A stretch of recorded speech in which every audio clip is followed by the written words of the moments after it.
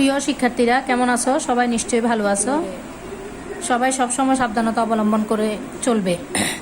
আমি তোমাদের সাথে আজকে যে বিষয়ে আলোচনা করব সে বিষয়টি হলো পরমাণুর গঠন। পরমাণু খুব ক্ষুদ্র কণা, তাই এর গঠন সম্পর্কে ধারণা পাওয়া সহজ নয়। তবে বিভিন্ন বিজ্ঞানীদের পরীক্ষা নিরীক্ষার পর পরমাণুর গঠন সম্পর্কে পরিষ্কার ধারণা পাওয়া গেছে। পরমাণুতে ইলেকট্রন, প্রোটন ও নিউট্রনের সংখ্যার ভিন্নতার কারণে পরমাণুর ধর্মে পার্থক্য দেখা যায়। আমরা জেনেছি যে পদার্থ ক্ষুদ্র কণা দ্বারা গঠিত। এই ক্ষুদ্র কণা দুই ধরনের: অণু, পরমাণু। পরমাণু ক্ষুদ্রতম কণা। একের অধিক পরমাণু পরস্পরের সাথে যুক্ত হয়ে অণু গঠন করে। অণু গঠিত হয় পরমাণু দ্বারা। ক্ষুদ্রতম কণার বিষয়ে বিভিন্ন সময়ে বিজ্ঞানী ও দার্শনিকগণ নানা রকম মতবাদ ব্যক্ত করেছেন।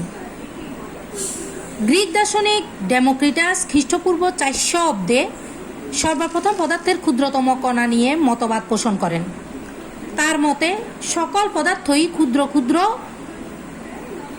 অবিভাজ্য। এই অবিভাজ্য শব্দের অর্থ হলো যা আর ভাঙা যায় না, এই ধরনের কণা দ্বারা গঠিত।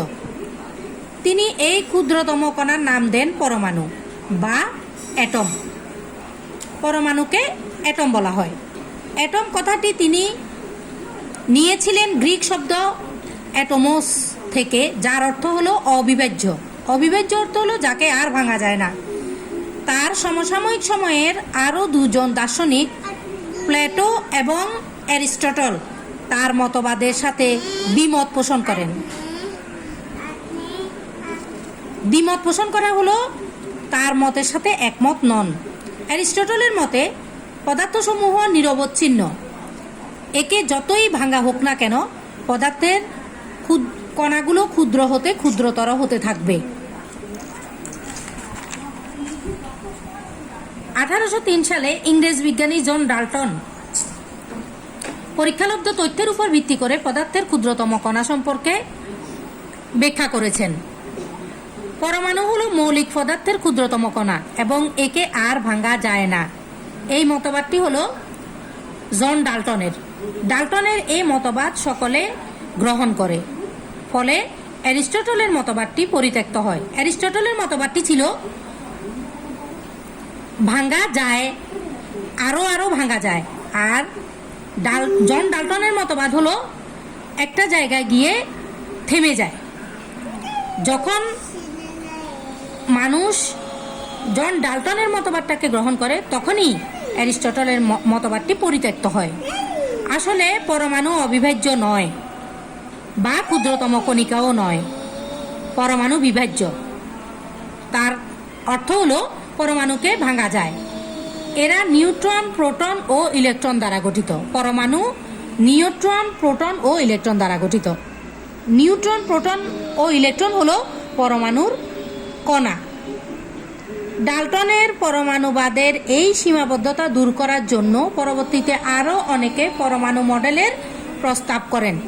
সীমাবদ্ধতা হলো জন ডাল্টন বলেছেন পরমাণু অবিভাজ্য, এটা তার সীমাবদ্ধতা। এদের মধ্যে রাদারফোর্ড ও বোরের পরমাণু মডেল গ্রহণযোগ্যতা পায়। একসময় বিজ্ঞানী রাদারফোর্ড ও তার সহকর্মীরা একটি পরীক্ষা করেন যা পরমাণুর গঠন সম্পর্কে ভালো ধারণা দেয়। পরীক্ষালব্ধ ফল থেকে রাদারফোর্ড বলেন যে পরমাণুতে ধনাত্মক আধান ও তার একটি ক্ষুদ্র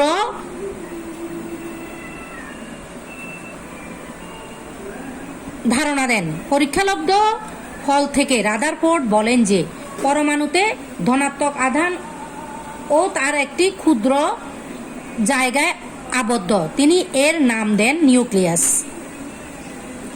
পরমাণুগুলো একটি ক্ষুদ্র জায়গায় আবদ্ধ থাকে, সেই জায়গাটার নাম হলো নিউক্লিয়াস।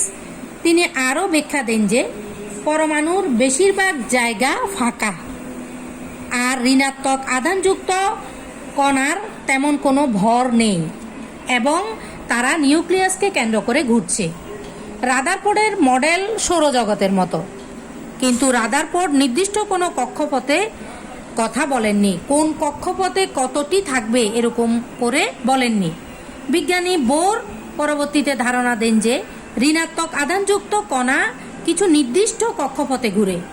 উপরিউক্ত আলোচনা থেকে বলা যায় যে পরমাণু অবিভাজ্য নয়, পরমাণু বিভাজ্য।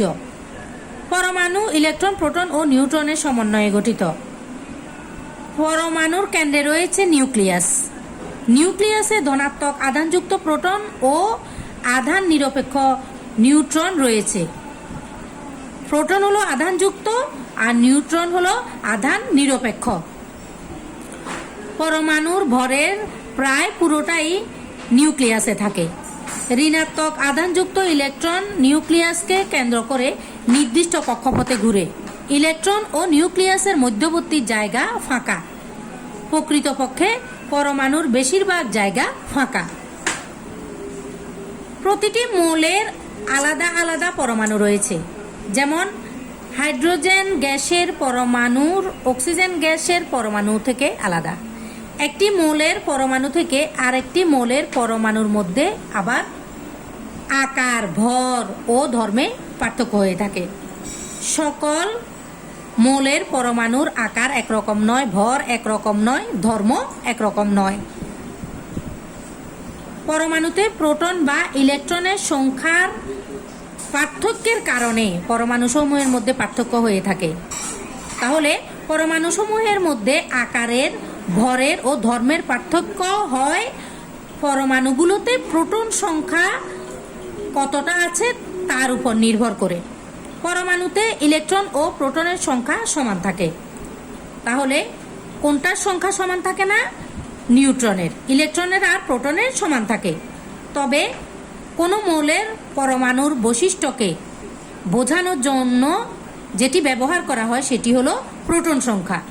কোনো মৌলের পরমাণুর বৈশিষ্ট্য বোঝার জন্য আমরা যেটা ব্যবহার করতে পারি সেটা হলো প্রোটনের সংখ্যা।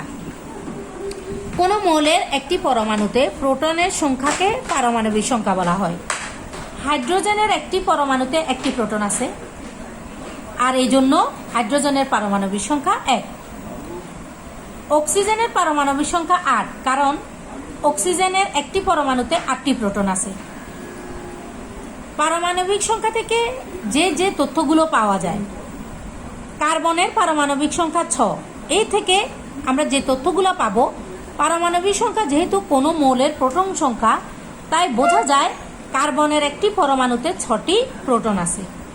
একটি পরমাণুতে যেহেতু প্রোটন আর ইলেকট্রনের সংখ্যা সমান, যদি প্রোটন 6 হয় ইলেকট্রনও 6, তাই বোঝা যায় কার্বনের একটি পরমাণুতে 6টি ইলেকট্রন আছে। কোনো মৌলের পারমাণবিক সংখ্যা থেকে বোঝা যায় কি ওই মৌলের পরমাণুতে কয়টি নিউট্রন আছে? এটা বোঝা যায় না, কারণ নিউট্রন সংখ্যা প্রোটন সংখ্যা ও ইলেকট্রন সংখ্যার মতো সমান নয়, তাই নিউট্রন সংখ্যা জানা যায় না। নিউট্রন সংখ্যা জানতে হলে মৌলের পারমাণবিক সংখ্যা ও ভর সংখ্যা জানতে হয়। একটি পরমাণুতে ইলেকট্রনের ভর সংখ্যা নগণ্য।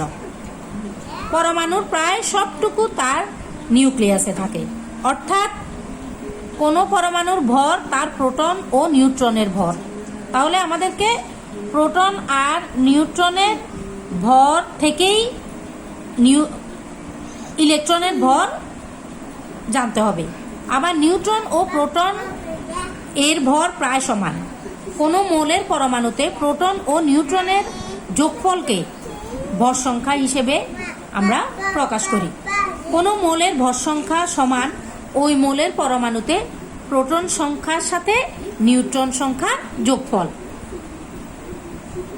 অক্সিজেন পরমাণুতে 8টি প্রোটন আর 8টি নিউট্রন থাকে, তাই অক্সিজেনের ভর সংখ্যা হবে প্রোটন সংখ্যার সাথে নিউট্রন সংখ্যার যোগফল, অর্থাৎ 16। আবার সোডিয়ামের একটি পরমাণুতে 11টি প্রোটন আছে, 12টি নিউট্রন আছে, তাই সোডিয়ামের ভর সংখ্যা হবে 11 যোগ 12 সমান 23। আমরা আগেই বলেছি যে পারমাণবিক সংখ্যা ও ভর সংখ্যা জানা থাকলে নিউট্রন সংখ্যা জানা যায়। নিচের আমি তোমাদেরকে একটা উদাহরণ দিই, সেখান থেকে আমরা আরো ভালোভাবে বুঝতে পারবো। এখানে আমরা ধরবো যে ক নামক একটি মৌলের পারমাণবিক সংখ্যা 17 ও ভর সংখ্যা 35। ওই মৌলের একটি পরমাণুতে কয়টি ইলেকট্রন, প্রোটন ও নিউট্রন আছে। তখন আমাদেরকে ক মৌলটির পারমাণবিক সংখ্যা 17, কোন মৌলের পারমাণবিক সংখ্যা আসলে ওই মৌলের একটি পরমাণুতে প্রোটন সংখ্যা। তাই এক্ষেত্রে ক মৌলটির পরমাণুতে প্রোটন আছে 17টি, আবার কোনো পরমাণুতে প্রোটন আর ইলেকট্রনের সংখ্যা সমান। তাই ক মৌলের একটি পরমাণুতে ইলেকট্রন রয়েছে 17টি, প্রোটনও 17টি, ইলেকট্রনও 17টি। কোনো পরমাণুর প্রোটন সংখ্যা যোগ নিউট্রন সংখ্যা সমান ওই মৌলের ভর সংখ্যা, অর্থাৎ ক মৌলের নিউট্রন সংখ্যা সমান ক মৌলের ভর সংখ্যা বিয়োগ ক মৌলের প্রোটন সংখ্যা। অতএব ক মৌলের নিউট্রন সংখ্যা সমান 35 বিয়োগ 17 হবে 18। আজ এই পর্যন্তই। সবাই সুস্থ থাকবে, বাড়ির কাজ করবে। আমি তোমাদেরকে যা পড়িয়েছি ভালো করে পড়ে সেখান থেকে তোমরা প্রোটন সংখ্যা, ইলেকট্রন সংখ্যা, নিউট্রন সংখ্যা জানবে, শিখবে এবং সেগুলো বাড়ির কাজে বই না দেখে লিখবে।